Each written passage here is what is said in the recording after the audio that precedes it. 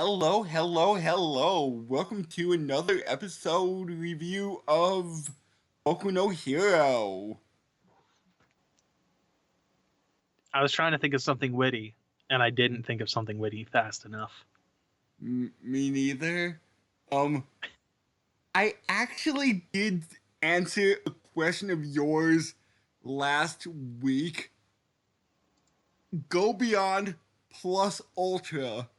Plus Ultra is Latin for further beyond. Okay, so it's a Latin-inspired phrase. That's interesting. Which is even more interesting because Japanese usually likes to insert English into their catchphrases and things to make them sound cool and witty, but English and Latin is just a little bit weird. I mean, it's not directly Latin though. It's taking the Romanized, ergo the English version of Latin. Like they're not saying e pluribus unum or something like that in there, because that would probably feel even worse as far as like jackknifing everything to like what the fuck is that? I also know they love to use German for like magic and mysterious shit like that. Oh, plus ultra is a Latin phrase and the national motto of Spain. Oh, really? That's interesting. I didn't know that. So wait, what you're telling me is UA is not in fact in Japan, but in Spain? Maybe? Oh my god. Am I So causing we headaches did yet? so we did see the teaser, I want to call it, like the post credit scene in the beginning of this episode Mm-hmm, mm-hmm. with Deku running into the little girl, Ellie, what's her name? Airy. Eri, who is Overdrive's daughter. No, I don't I, I for a second. I hear the quotation marks in your voice with that. I even did quotation marks with my fingers. Oh yeah, no, I could literally hear it. I do not believe that for a second. Oh fuck no, I don't buy that for a minute. If somehow by some twist it is actually true, I'll be shocked. Still don't know what her quirk is. I'm real curious about that. I'm guessing, like you were saying, that potentially she may be experimented on for her quirk, or they're using her quirk for their own nefarious means. It's one of the two. Like obviously they don't have access to what All for One has, in a quirk that allows them to like mix other quirks. That doesn't mean that they're not doing human experimentation to pull it off, though. We kind of have a person that has that already in Todoroki, where he's got half fire and half ice. We kind of have like a two-way quirk person at this point, and that's just through breeding. That's not through human experimentation. What is it? The Nomu are a good example of that. However, their bodies are all fucked up and deformed. However, like that's also just All for One, as far as I'm aware, anyway. That's just All for One slapping things into a person. That really can't handle all this power. Yeah, like I believe they mentioned the human body is not able to handle it, and I think the Nomu that All Might fights, for the first time, I think it had like 4 or 5 quirks in it. At least that we were aware of, anyway. There might have been more we didn't know. So if Lemelin, I forget his Lemillion, what? Lemillion. Lemillion. If he would get, or if he would have gotten all for one, I mean one for all, he would have kept his own original quirk. Right? Yes, yes. So wouldn't he having two quirks kind of potentially make him a Nomu then? Mm, You know how I mentioned there's a point that I discovered by accident? I got spoiled a bit. You're kind Oh, of stepping into a point of that right now. So I don't know how much I want to give away. oh, Um, Technically, yes. However, I think it would also depend on how it's used. Um, in the case of the way Deku is using it, he's using it as like a power boost for his muscles, right?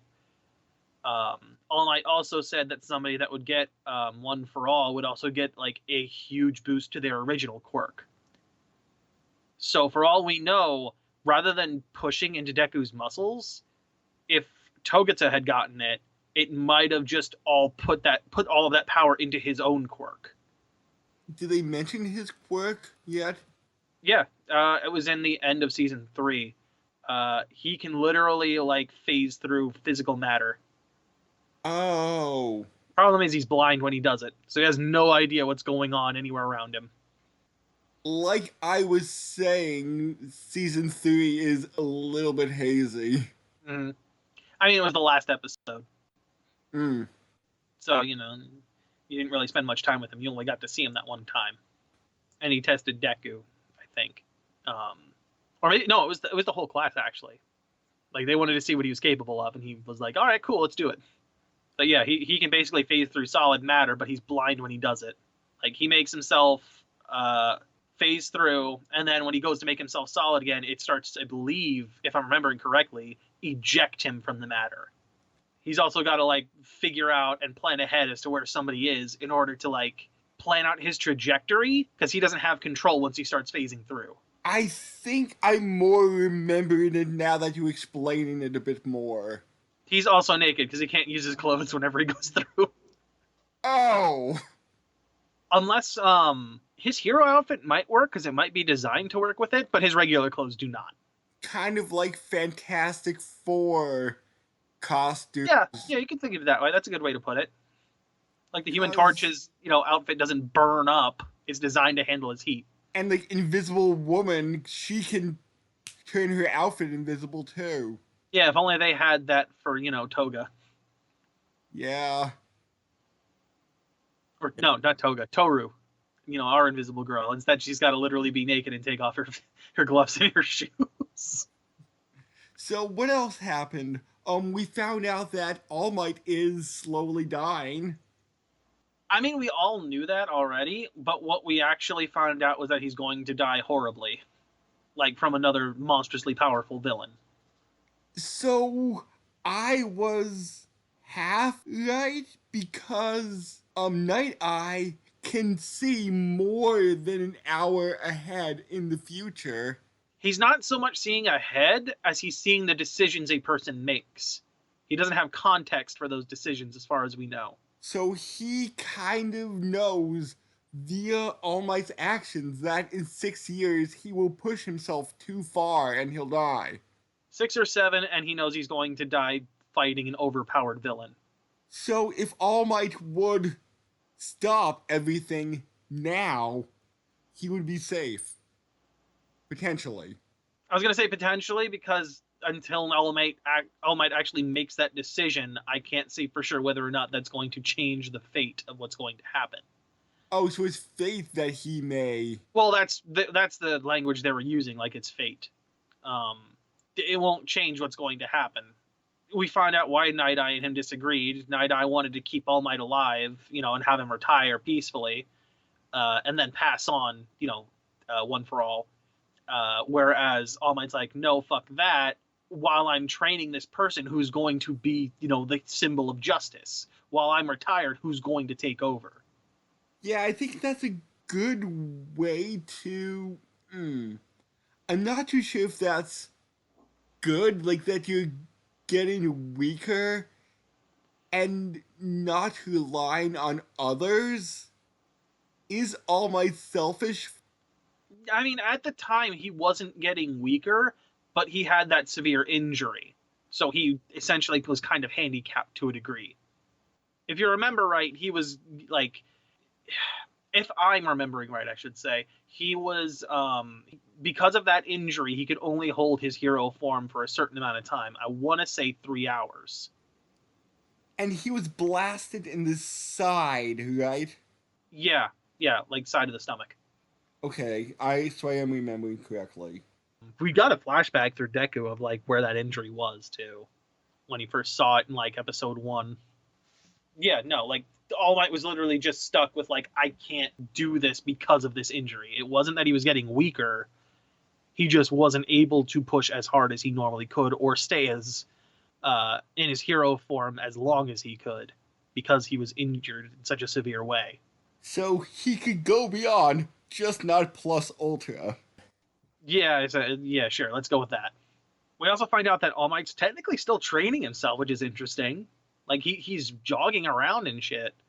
Well, So it's like he's not losing hope here in that he's planning to die. I guess he's just trying to keep fit. Well, I think it's less that. I think it's more like he's still got a drive to live, like he said to Deku in this episode.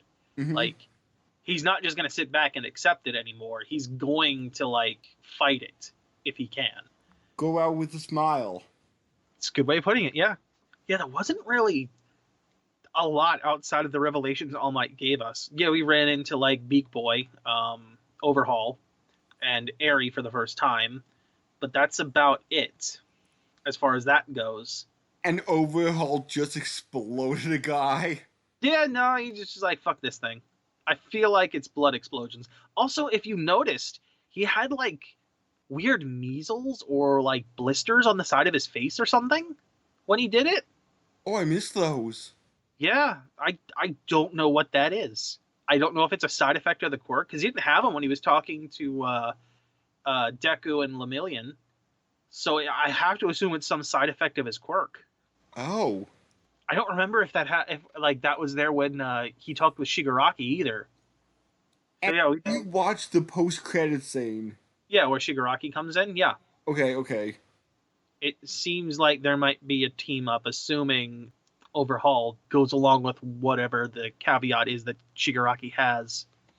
I'm curious what Shigaraki wants to do because he's not exactly one to play second fiddle to someone outside of, the one for all or one all for one. So I'm curious what his plan is because I don't see these two working together easily.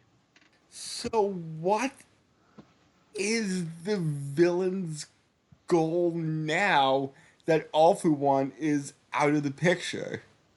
Temporarily, I guess. That's a very good question because all we know right now is that Shigaraki just wants to destroy society for, just chaos sake.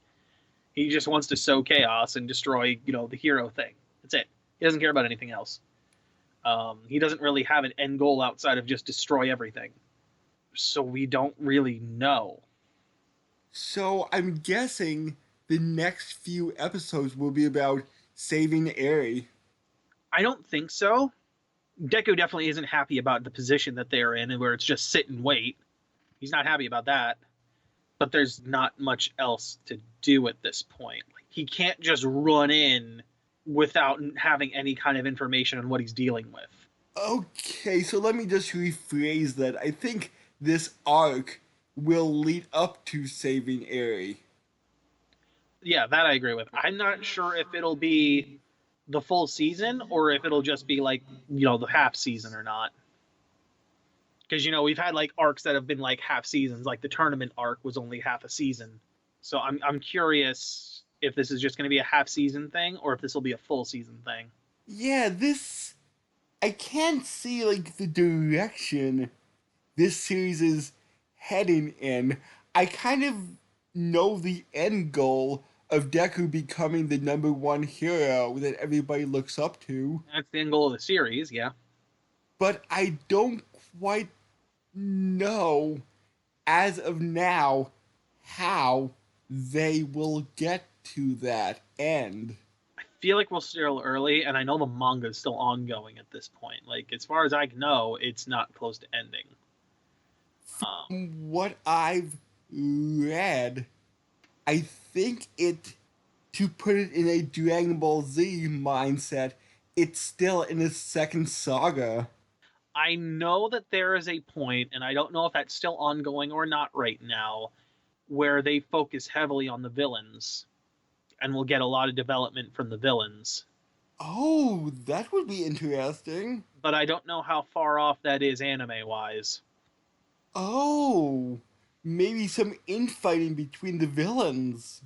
I mean, I feel like we're going to get that between Shigaraki and Overhaul in this, but it's less that, more, I think, time developing them and their side of things. Oh. And for next week, Fat Gum seems like a very interesting hero. I'm really curious how he and Kirishima are going to get along. Yeah. Like, I want to see how that's playing out. Because, like, we've been focusing on, Deku and the villain that is supposed to be our main concern. I'm curious if what Kirishima and the others over there with Fat Gum, if that's going to be somehow connected with Deku or if it's just going to be its own thing. I'm guessing it's going to be 95% unrelated, but over the next few episodes, we might see everybody on assignment, and then by episode 8, 9, we may have a cohesive storyline running between the 5 or 6 side episodes. Maybe. I know we have Ochiko and Suyu have their own thing going on, so we might get an episode with them. As for the others, they don't have anyone yet. Oh, there was that mention of Bakugo and Todoroki going through the provisional license on the side, but they didn't really explain how far they got or what they were doing, just that they were beat up from it. Bakugo is always so angry. It's glorious. Screams, don't tell me about shit that you're ahead of me on. I don't want to hear it. Do you think he is going to turn into a anti-hero at some point? I don't think so. Not at, 'Cause I, not after like the point that we had with him and Deku in like the last season where they fought each other. I don't think that that's going to happen anymore. It might have had that event not taken place, but I think at this point they're both going to be looking at each other to fill in their own faults. okay, he's just going to be a very, very angry hero. He might be able to calm down more with like more of Deku's influence, and be a bit more analytical rather than following just his instincts, whereas Deku needs to learn to do the opposite, follows instincts more and less analytics. Just be Vegeta. Yeah, he'll kind of just be Vegeta. He'll be a bad mouthing asshole, but he'll be a good guy still. So, not all that much happened this episode, and I guess that's good that we're not getting massive, like, chunks of story dropping on us at once. I mean, that's the pacing for you. It's doing its job. It's doing fine. Yeah, outside of just the revelations as to why, Night Eye and All Might aren't getting along, and All Might's potential death in the future. Here's what I'm curious about, actually, now that I'm thinking about it. They did say Night Eye's quirk gets less accurate the further ahead he looks. So that's why he didn't know how soon it would happen, but that it would happen. His timing gets fucked up. The next question would be, what decisions cause things to change? Like, is it like, what's that? God damn it. That move, Final Destination. Is it like Final Destination where no matter what you do, eventually it's going to catch you? Or is it one of those things where it's like we actually have a branching timeline where it's not going to come back together and meet that final end? You've made a decision and now it's going to split. And now, the you that would have made that choice is still going to die, but the new you who didn't make that choice and is in this new timeline now is fine or dies at a separate point. I'm not too sure because they said Night Eye is never wrong. He's never wrong. However, he also is basing everything he knows off of a person's choices. And for all we know, there's a rogue element he might not know about, right? Because it's coming from that single person, not anything else. Right. Like there's a chance, like we saw earlier when Deku was going through that test in the previous episode, where he didn't realize that Deku hadn't actually like touched any of the All Might paraphernalia that was all around in the office, right? He knew what Deku was going to do. What he didn't realize was that Deku never touched it. Like there's details that he doesn't know about, even in like using his quirk to see the whole like what it was like 3 minutes he gave him, I think. Even in that short amount of time, which should be super accurate, he didn't notice the big picture of Deku not touching anything. So there are details that even though he knows what a person's going to do. Actually, here's another question too. I'm very curious about this because I don't remember for sure right now. When Deku was jumping around like that, did he do that unconsciously? Did he avoid them without thinking about it? I think, come to think of it, I don't know now. I'm thinking Deku respects All Might enough not to damage any of it, but I'm not too sure if he did it subconsciously or not. Because that's the big question. If somebody does something subconsciously, is that a decision that is seen with foresight? I do not know. Here's the thing. If All Might decides he's going to fight this guy, but, you know, at the last minute, subconsciously, he does something that he was inspired to do by Deku, like he did when he fought All for One, where he decided to do the whole, like, using my own broken arm to punch again with One for All. He took that from Deku. If All Might would do something unconsciously and Foresight doesn't see it, like that's something he can't see, where he like subconsciously dodges or subconsciously does something that Deku would have done after seeing and witnessing it. There's no way he could predict that. I think it all comes down to whether or not Foresight can actually tell you whether it's conscious or subconscious decisions it sees. That's the only thing I can think of, and that's like one big loophole with that quirk potentially.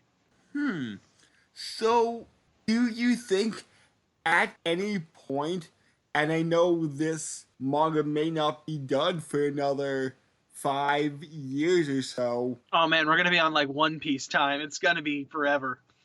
but do you think All Might will die sometime during the run of the manga? I have to imagine that he does. And that just comes from like the classic hero's journey, where your mentor needs to die for you to become the hero. Like, you know, what was it? Luke Skywalker's mentor, Obi-Wan, dies. And it pushes Luke to further himself. Where like any mentor, fucking Grandpa Gohan dies, pushes him forward. Goku dies, which means his son Gohan is pushed to kill Cell. Like the classic hero's journey is that your mentor basically needs to die to push you ahead.